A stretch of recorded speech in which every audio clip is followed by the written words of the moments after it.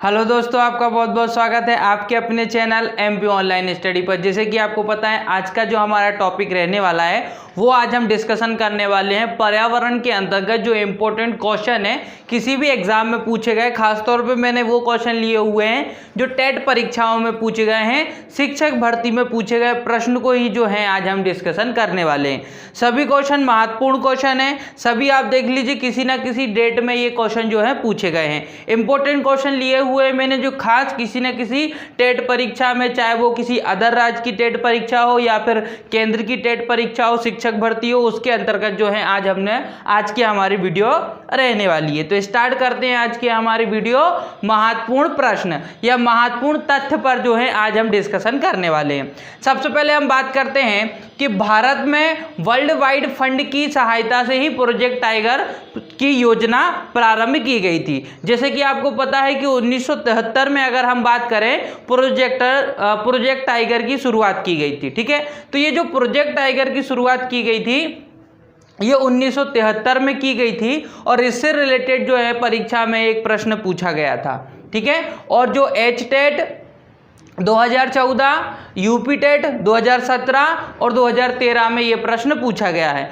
खास तौर पे अगर हम बात करें प्रोजेक्ट टाइगर, जिसमें नेशनल पार्कों को भी जोड़ लिया जाता है, अभ्यारण्यों को भी जोड़ लिया जाता है, तो प्रोजेक्ट टाइगर तो महत्वपूर्ण है जिसके अंतर्गत जो है जीव जंतुओं को क्या किया जाता है, संरक्षण दिया जाता है और उनको सुरक्षित रखा जाता है। ये प्रमुख उद्देश्य हो जाता है प्रोजेक्ट टाइगर का। एक प्रश्न और बन जाता है कि किसकी सहायता से इसकी स्थापना की गई थी, तो वो की गई थी WWF मतलब वर्ल्ड वाइड फंड, है ना, world wide life of fund की सहायता से अगर हम बात करें प्रोजेक्ट टाइगर का प्रारंभ किया गया था और इसको जो है 1973 में प्रारंभ कर दिया गया था। इंपॉर्टेंट पॉइंट है, याद रखना है आपको। अब बात करते हैं, आपने जैसे कि देखा होगा कि सूंघने की क्षमता सबसे अधिक आपको किस में देखने को मिलती है, बाघ में देखने को मिलती है। बाघ के अंतर्गत इतनी अधिक क्षमता होती है सुनने की कि अगर आप देखेंगे कि पत्तियों का हिलना, जो पत्ती हिलती हैं, पत्तियों का हिलना और किसी घास पर छोटे छोटे जीव का चलना, इन दोनों की जो ध्वनि होती है, इन दोनों ही ध्वनियों में अंतर करने की क्षमता बाघ में पाई जाती है। मतलब बाघ के कान इतने ज़्यादा तीव्र होते हैं, सुनने की क्षमता इतनी तीव्र होती है कि पत्तियों का हिलना और घास पे चलने वाले छोटे छोटे जीव, दोनों की जो ध्वनि होती है, दोनों की जो आवाज़ होती है, उसमें अंतर किसको पता होता है, बाघ को पता होता है। मतलब इतनी ज़्यादा इसकी सुनने की क्षमता होती है। इससे रिलेटेड जो है एक क्वेश्चन जो है सी-टेट 2016 में पूछा गया था। यही क्वेश्चन पूछा गया था कि सुनने की क्षमता पर आधारित। तो याद रखना है सी-टेट 2016 में यह प्रश्न पूछा गया है। फिर साथ ही साथ हम बात करें, एक प्रश्न पूछा गया था जैसे कि आपको पता है अफ्रीकाई शेर के बारे में। अफ्रीका के जो शेर हैं वो आपको कहाँ देखने को मिलते हैं, भारत में अगर आप देखेंगे तो गिर राष्ट्रीय उद्यान में देखने को मिलते हैं, जो कि गुजरात में देखने को मिलता है। ठीक है, तो गिर राष्ट्रीय उद्यान जो आपको गुजरात में देखने को मिलता है, यहाँ आपको अफ्रीकाई जो है क्या देखने को मिलते हैं, शेर देखने को मिलते हैं। तो इस पर भी एक प्रश्न बना था आपका कि अफ्रीकाई शेर आपको कहाँ देखने को मिलते हैं, गिर राष्ट्रीय उद्यान में देखने को मिलते हैं। यूपी टेट 2016 और 17 में रिपीट किया गया क्वेश्चन है ये। ठीक है, यूपी टेट में पूछा गया था। तो याद रखना गिर राष्ट्रीय उद्यान गुजरात में है जहां आपको अफ्रीकाई शेर देखने को मिलते हैं। यह प्रश्न जो है यूपी टेट 2016 और 17 में पूछा गया है।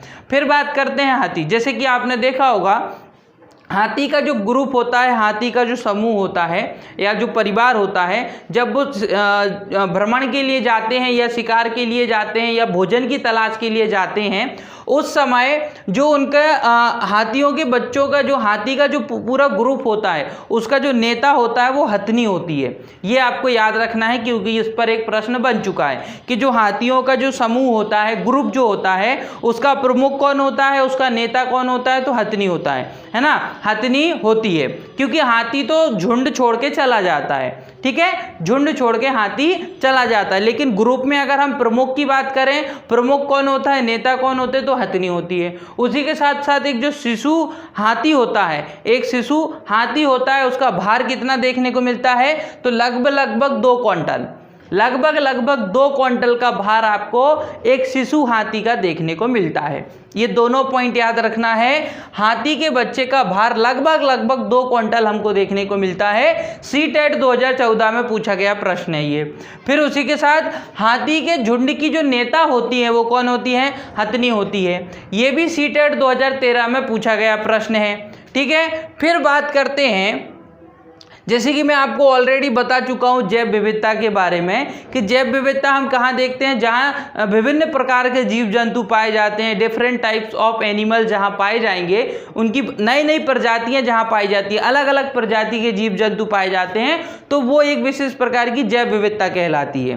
ठीक है, तो ऐसी जैव विविधता की अगर हम बात करें तो जैसे कि आप पृथ्वी देखेंगे, पूरा ग्लोब देखेंगे, तो ग्लोब के आधार पर जब आप देखते हैं तो ध्रुवों से भूमध्य रेखा की ओर आने पर जैव विविधता क्या होती जाती है? बढ़ती जाती है। जैव विविधता बढ़ती जाती है। जैसे कि मैं आपको बताता हूं, ये जैसे कि पृथ्वी आप देखेंगे तो पृथ्वी पर आपको एक ध्रुव यहां देखने को मिलेगा और एक ध्रुव यहां देखने को मिलेगा, और बीच में आपको क्या देखने को मिलेगी? भूमध्य रेखा देखने को मिलेगी। तो जैसे ही हम ध्रुवों से भूमध्य रेखा की ओर बढ़ते हैं, जैसे जैसे हम ध्रुवों से भूमध्य रेखा की ओर बढ़ते हैं, वैसे वैसे जैव विविधता भी बढ़ती जाती है, क्योंकि भूमध्य रेखा पर अत्यधिक अनुकूल वातावरण पाया जाता है। जीव जंतुओं को रहने के लिए पर्याप्त पर्यावरण पाया जाता है, आवश्यक वातावरण पाया जाता है, अनुकूल वातावरण पाया जाता है। इसलिए आप देखेंगे, और ध्रुवों पर अनुकूल वातावरण नहीं पाया जाता है, ठंड ज़्यादा अधिक होती है, वहाँ पर बर्फ जमी रहती है ना, एक ही मौसम हमेशा बना रहता है। इसलिए वहाँ पर जो हम बोल सकते हैं कि ध्रुवों पर अनुकूल वातावरण नहीं होता है, लेकिन जो भूमध्य रेखा है यहाँ पर अनुकूल वातावरण होता है, जिसके कारण यहाँ जीव अधिक समय तक निवास कर सकते हैं। और सबसे अधिक जीवों की जाति आपको भूमध्य रेखा पर ही देखने को मिलती है, अगर आप पृथ्वी की ग्लोब की बात करेंगे तो जैसे जैसे आप ध्रुवों से भूमध्य रेखा की ओर जाते हैं, वैसे वैसे जैव विविधता बढ़ती जाती है। और इसी पर प्रश्न पूछा गया था, ध्रुवों से भूमध्य रेखा पर आने से जैव विविधता बढ़ती है। ठीक है, इस पर आधारित एक प्रश्न पूछा गया था, यूपी टेट 2015 में ये प्रश्न पूछा गया था। यूपी टेट 2015 में ये प्रश्न पूछा गया है कि जैसे जैसे हम ध्रुवों से भूमध्य रेखा की ओर बढ़ते हैं, वैसे वैसे जैव विविधता भी बढ़ती जाती है। ठीक है, फिर हम बात करते हैं कि देखिए पूरे भारत में आपको देखने को मिलेंगे 18 जैव मंडल आधारित क्षेत्र या जोन आप बोल सकते हैं, जैव आरक्षित जोन, जैव रिजर्व क्षेत्र, है ना। आपको 18 जैव आरक्षित क्षेत्र देखने को मिलेंगे जीवों से संबंधित, जहां डिफरेंट टाइप्स के जीव हमको देखने को मिलते हैं, और ऐसा एक अच्छा क्षेत्र भी है, उसको जैव मंडल या जैव आरक्षित क्षेत्र घोषित किया गया है। तो ऐसे टोटल आपको 18 जैव आरक्षित क्षेत्र देखने को मिलेंगे, और इन 18 जैव आरक्षित क्षेत्र पर आधारित भी प्रश्न कई बार बन जाते हैं। और आप देख सकते हैं कि कितनी बार इससे प्रश्न पूछा गया है, जैसे कि नीलगिरी, ये भी आपका जैव आरक्षित क्षेत्र है ना। नौकरेक ये भी जैव आरक्षित क्षेत्र है। सिमलीपाल जैव आरक्षित क्षेत्र है। देहांग देवंत जैव आरक्षित क्षेत्र है। और इन चारों पर, वैसे तो 18 हैं टोटल, लेकिन परीक्षा में ये 4 पूछे गए हैं। ठीक है, जैसे कि नीलगिरी, इसकी स्थापना, इसको जैव आरक्षित क्षेत्र कब घोषित किया गया था, या इसकी, है ना, तो इसको किया गया था 1986 में, है ना, 1986 में। और ये जो नीलगिरी कहाँ देखने को मिलेगा? तमिलनाडु, केरल और कर्नाटक की बाउंड्री पर देखने को मिलेगा। तीनों की बाउंड्री पर आपको देखने को मिलेगा नीलगिरी। नीलगिरी की पहाड़ और पर्वत भी बहुत ज़्यादा फेमस हैं, ये भी आपको याद रखना है। तो नीलगिरी जो है एक जैव आरक्षित क्षेत्र है ना, जैव रिजर्व क्षेत्र है। 1986 में स्थापना, या 1986 में इसको जो है जैव रिजर्व घोषित किया गया। तमिलनाडु, केरल और कर्नाटक में आपको देखने को मिलेगा। कहाँ कहाँ देखने को मिलेगा? तमिलनाडु, केरल, कर्नाटक की बाउंड्री पर ये देखने को मिलेगा। टेट 2019 में ये प्रश्न पूछा गया था। फिर बात करते हैं नौकरेक, और इसकी स्थापना कब हुई थी? 1986 में। इसको जैव आरक्षित क्षेत्र बनाया गया था। कब? नौकरेक को 1988 में, 88 में। मेघालय में देखने को मिलेगा। मेघालय एक जो राज्य है हमारा, यहाँ ये देखने को मिलता है नौकरेक जैव रिजर्व क्षेत्र है। और टेट 2019 में पूछा गया है। ये टेट की परीक्षाओं में पूछे गए, शिक्षक भर्ती में पूछे गए प्रश्न ही हैं ये। ठीक है, फिर आता है सिमलीपाल। सिमलीपाल 1994, है ना, स्थापना 1994, जैव रिजर्व क्षेत्र इसको बनाया गया था 1994 में। और ये आपको उड़ीसा में देखने को मिलेगा, सिमलीपाल। कहाँ देखने को मिलेगा? उड़ीसा में देखने को मिलेगा, सिमलीपाल जैव आरक्षित क्षेत्र उड़ीसा में देखने को मिलेगा। एचटेट 2019 में पूछा गया प्रश्न है, ठीक है, सिमलीपाल से संबंधित एक प्रश्न पूछा गया था एचटेट 2019 में। देहांग देवंत 1998 में जैव रिजर्व बनाया गया, अरुणाचल प्रदेश में देखने को मिलेगा। एचटेट 2019 में ये प्रश्न पूछा गया था, ठीक है। देहांग देवंत 1998 अरुणाचल प्रदेश में देखने को मिलेगा। राज्य तो फिर भी आपको याद रखना है, नीलगिरी तमिलनाडु, केरल, कर्नाटक, नोकरेक मेघालय, सिमलीपाल उड़ीसा, देहांत देवंत अरुणाचल प्रदेश। ये सब आपको याद रखना ही रखना है, ठीक है, इंपॉर्टेंट है, ये आपको याद रखना है। अब बात करते हैं चिड़ियाघरों की निगरानी करने के लिए, चिड़ियाघरों को सुरक्षित रखने के लिए एक संगठन, एक अधिनियम लाया गया था। ये अधिनियम है वन्य जीव सुरक्षा अधिनियम 1972। इंपॉर्टेंट है क्योंकि ये भी यूपी टेट में पूछा गया प्रश्न है कि आपसे पूछा जा सकता है कि चिड़िया या चिड़ियाघरों की सुरक्षा या निगरानी करने के लिए कौन सा अधिनियम लाया गया था? तो वन्य जीव सुरक्षा अधिनियम 1972। कौन सा अधिनियम लाया गया था? वन्य जीव सुरक्षा अधिनियम 1972 लाया गया था। तो ये आपको याद रखना है, ठीक है। और ये यूपी टेट 2017 में पूछा गया ये प्रश्न है। 1972 में केंद्रीय चिड़ियाघर प्राधिकरण की स्थापना की गई थी। ये पूछा जा सकता है क्योंकि ये वाला क्वेश्चन पूछा जा चुका है ऑलरेडी, है ना। तो 1972 में केंद्रीय चिड़ियाघर प्राधिकरण की स्थापना की गई थी। कब की गई थी? 1972 में केंद्रीय चिड़ियाघर प्राधिकरण की स्थापना की गई थी, जिसका मुख्यालय आपको दिल्ली में देखने को मिलता है, ठीक है। तो ये आपको याद रखना है कि चिड़ियाघरों की निगरानी के लिए वन्यजीव सुरक्षा अधिनियम 1972 लाया गया था। और 1972 में ही अगर हम बात करें तो केंद्रीय चिड़ियाघर प्राधिकरण की स्थापना की गई थी, जिसका मुख्यालय आपको दिल्ली में देखने को मिलता है, ठीक है। फिर बात करते हैं विश्व वन्यजीव निधि। ये आपको हिंदी में भी याद रखना है, इंग्लिश नाम भी याद रखना है, शॉर्ट फॉर्म भी पूछा जा सकता है। बहुत सारी इंपॉर्टेंट चीजें इससे पूछी जा सकती हैं। विश्व वन्य जीव निधि, जिसको बोलते हैं world wide life fund, world wide life fund, ये प्रश्न पूछा गया था यूपी टेट 2017 में और 2011 में। मतलब आपका WWF का फुल फॉर्म आपको पता होना चाहिए, वर्ल्ड वाइड लाइफ फंड, ठीक है। ये आपको याद रखना है, विश्व वन्य जीव निधि, ठीक है। यूपी टेट 2017 और 2011 में ये प्रश्न पूछा गया है। इसकी स्थापना 1961 में की गई थी। कब की गई थी इसकी स्थापना? 1961 में। कहाँ की गई थी? स्विट्जरलैंड में की गई थी। तो ये याद रखना है कि इसकी स्थापना 1961 और स्विट्जरलैंड में की गई थी, ठीक है। ये आपके इंपॉर्टेंट पॉइंट है विश्व वन्यजीव निधि से संबंधित।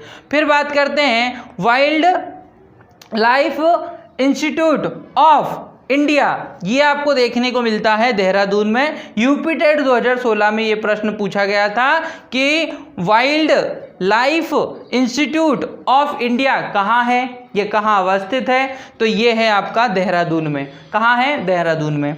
यूपी टेट 2016 में पूछा गया प्रश्न है। रेड डाटा बुक इंपॉर्टेंट है। रेड डाटा बुक आपको बिल्कुल याद रखना है। डायरेक्टली पूछा जाता है कि रेड डाटा बुक का संबंध किससे है। आपसे ऑप्शन दे दिए जाएंगे तो उसमें आपको करेक्ट आंसर बताना पड़ेगा। रेड डाटा बुक, तो रेड डाटा बुक एक ऐसी बुक होती है जिसके अंतर्गत क्या किया जाता है, लुप्त हो रहे जीव जंतुओं के बारे में जानकारी दी जाती है। लुप्त हो रहे जीव जंतुओं की संख्या का निर्धारण, उनकी संख्या किस तरीके से कम हुई है, ये सारी जानकारी आपको कहाँ देखने को मिलती है? रेड डाटा बुक में। संपूर्ण जानकारी आपको रेड डाटा बुक में देखने को मिलेगी। जो जीव या जिन जीवों की प्रजाति लगातार लुप्त हो रही है, संख्या में कमी आ रही है, इनकी जानकारी आपको कहां देखने को मिलती है? रेड डाटा बुक में देखने को मिलती है। ये यूपी टेट आपका यूटेट यूपी टेट 2018 में पूछा गया प्रश्न है। यूटेट में भी पूछा गया था और यूपी टेट में भी पूछा गया था, दोनों में ही पूछा गया प्रश्न है, ठीक है। अब हम बात करते हैं कि चिपको आंदोलन का संबंध। चिपको आंदोलन का संबंध आपको किस क्षेत्र से देखने को मिलता है, तो ये तो आपको पता होगा कि वृक्षों को काटने से बचाने के लिए ही ये आंदोलन प्रारंभ किया गया था। ये आंदोलन उत्तराखंड में प्रारंभ किया गया था। किससे संबंधित है ये है चिपको आंदोलन का संबंध उत्तराखंड से है। यूपी टेट 2013 में ये भी प्रश्न पूछा गया था। ठीक है, चिपको आंदोलन का संबंध उत्तराखंड से है, जहां पर वृक्षों को काटने से बचाने हेतु एक आंदोलन प्रारंभ किया गया था। किसके द्वारा प्रारंभ किया गया था, तो ये किया गया था सुंदरलाल बहुगुणा द्वारा इसको प्रारंभ किया गया था। ये उसके प्रेरणा थे। ठीक है, ये अभी हम इस पर भी डिस्कस करेंगे। दरियाई घोड़े को प्रकृति का रडाल कहा जाता है, ये प्रश्न भी पूछा गया है। दरियाई घोड़े को प्रकृति का रडाल कहा जाता है, ये प्रश्न जो है यूपी टेट 2015 में पूछा गया प्रश्न है। ठीक है, कि दरियाई घोड़े को प्रकृति का रडाल कहा जाता है। इंपॉर्टेंट है, याद रखना। क्या कहा जाता है, प्रकृति का रडाल कहा जाता है। यूपी टेट 2015 में ये प्रश्न पूछा गया था। फिर बात करते हैं, केदारनाथ अभ्यारण्य कस्तूरी मृग के लिए जाना जाता है। जो केदारनाथ अभ्यारण्य है, एक छोटा सा अभ्यारण्य आपको केदारनाथ देखने को मिलता है, तो जो केदारनाथ अभ्यारण्य है ये किस लिए जाना जाता है, तो ये कस्तूरी मृग के लिए जाना जाता है। मतलब हिरण की एक प्रजाति है, मृग कहते हैं हम उसको, तो कस्तूरी मृग के लिए जाना जाता है। ये भी यूपी टेट में पूछा गया प्रश्न है। ठीक है, उसके बाद आ जाता है जानादेह जंगल अधिकार अधिनियम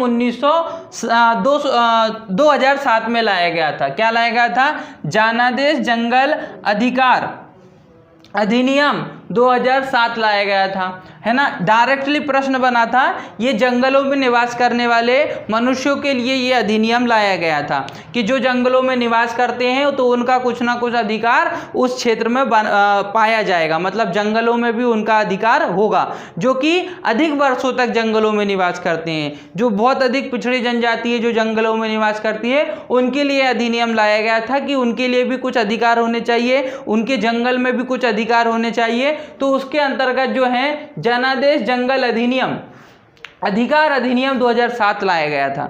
यह प्रश्न सीटेट 2006 में पूछा गया था। राष्ट्रीय वानस्पतिक उद्यान कोलकाता में इसका मुख्यालय है। राष्ट्रीय वानस्पतिक उद्यान कहाँ देखने को मिलेगा, कोलकाता में देखने को मिलेगा। यूपी टेट 2015 में यह प्रश्न पूछा गया था। राष्ट्रीय वानस्पतिक उद्यान है ना, ये राष्ट्रीय है इसलिए आपको याद रखना है। कहाँ पर है ये, कोलकाता में है। ठीक है, तो कोलकाता यहाँ पे बिल्कुल आपको याद रखना है। फिर बात करते हैं स्लॉट भालू 17 घंटे तक सोता है, वृक्ष पर उल्टा लटक कर सोता है। जिस वृक्ष पर ये निवास करता है, हालांकि ये भालू के जैसा दिखाई देता है बट ये भालू नहीं है, भालू के समान उसकी आकृति होती है। स्लॉट जो होता है भालू, उसको स्लॉट भालू ही कहते हैं, परंतु भालू नहीं है, उसके मिलता जुलता रूपरेखा उसकी भालू जैसी होती है। स्लॉट भालू की बात करें तो ये इंपॉर्टेंट है, प्रश्न पूछा गया था सीटेट में कि ये जो होता है, ये स्लॉट भालू जो होता है वो वृक्ष पर उल्टा लटक के सोता है।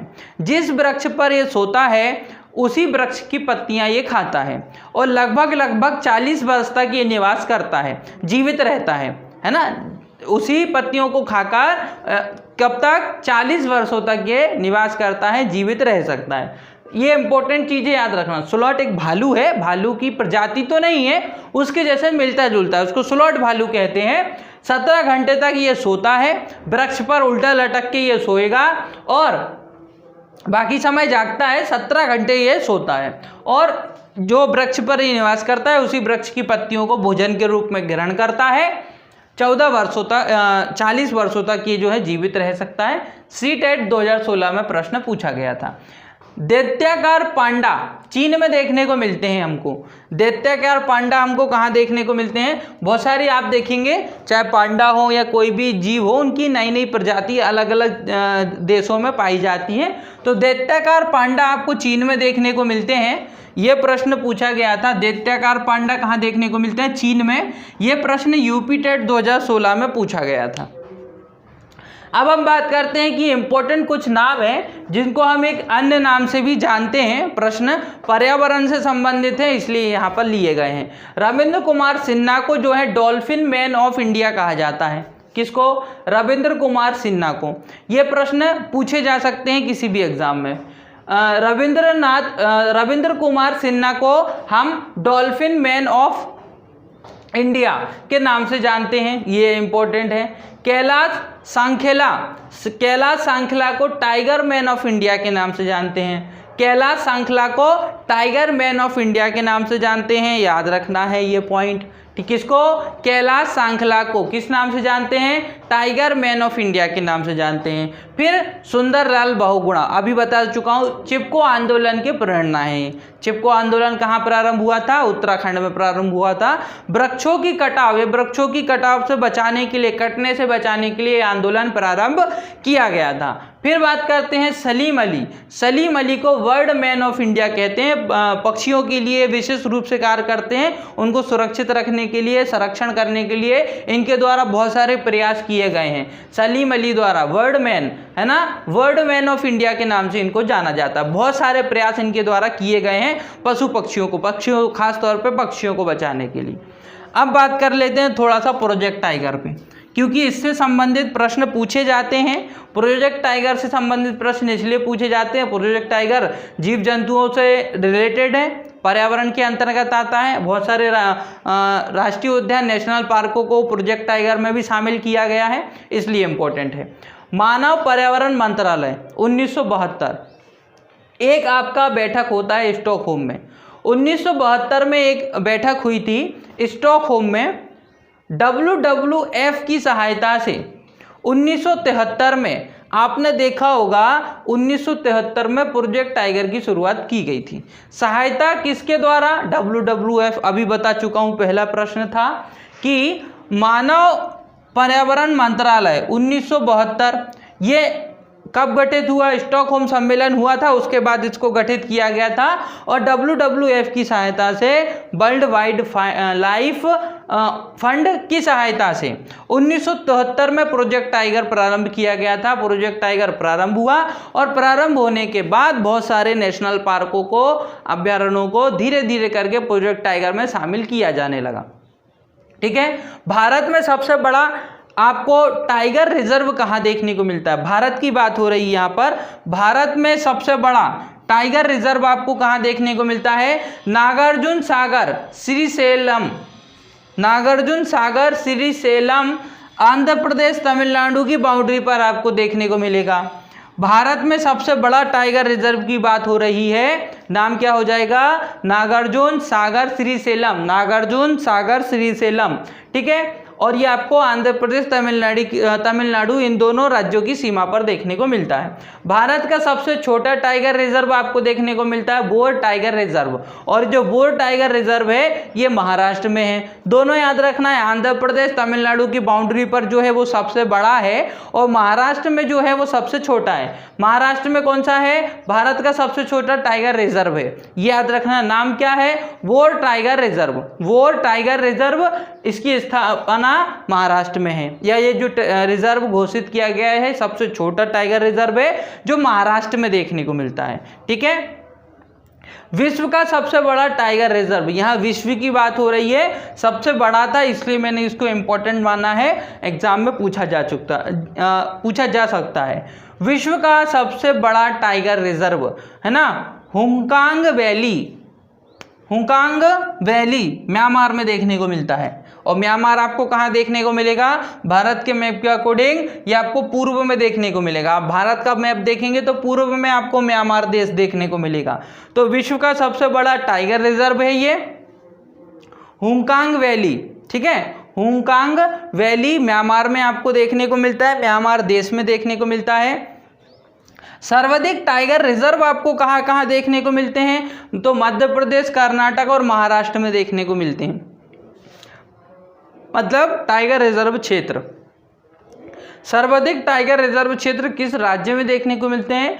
तो मध्य प्रदेश, कर्नाटक और महाराष्ट्र, तीनों राज्यों में आपको 6 टाइगर रिजर्व क्षेत्र देखने को मिलते हैं जहां टाइगरों को सुरक्षित रखा जाता है। ठीक है, और कैसे भी करके जो है उनकी संख्या में भी वृद्धि करने का लगातार प्रयास किया जाता है। तो सर्वाधिक टाइगर रिजर्व आपको कहाँ कहाँ देखने को मिलेंगे? रिजर्व क्षेत्र मध्य प्रदेश, कर्नाटक, महाराष्ट्र में 6 आपको प्रोजेक्ट टाइगर या फिर टाइगर रिजर्व क्षेत्र देखने को मिलेंगे। सभी जगह 6 हैं तीनों राज्यों में। ठीक है, तो ये प्रोजेक्ट टाइगर से रिलेटेड इंपॉर्टेंट पॉइंट थे जो मैंने आज डिस्कस किए। साथ ही साथ बहुत सारे इंपॉर्टेंट पॉइंट मैंने जो आपको बताए हैं ये एग्जाम से ही संबंधित हैं। आप देखेंगे सभी परीक्षाओं में पूछे गए हैं, चाहे वो एच-टेट हो, यूपी टेट हो, सी-टेट हो, सभी टेट परीक्षाओं में ये प्रश्न पूछे गए हैं। आने की भी उतनी ज़्यादा इसकी संभावना हो जाती है। ठीक है, तो दोस्तों इसी के साथ आज की वीडियो हमारी यहीं समाप्त होती है।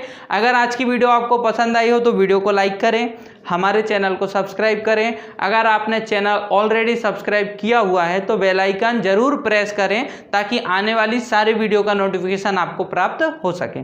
साथ ही साथ आप हमारी वीडियो को आपके फ्रेंड सर्कल तक शेयर जरूर करें। ओके दोस्तों, thank you, thanks for watching.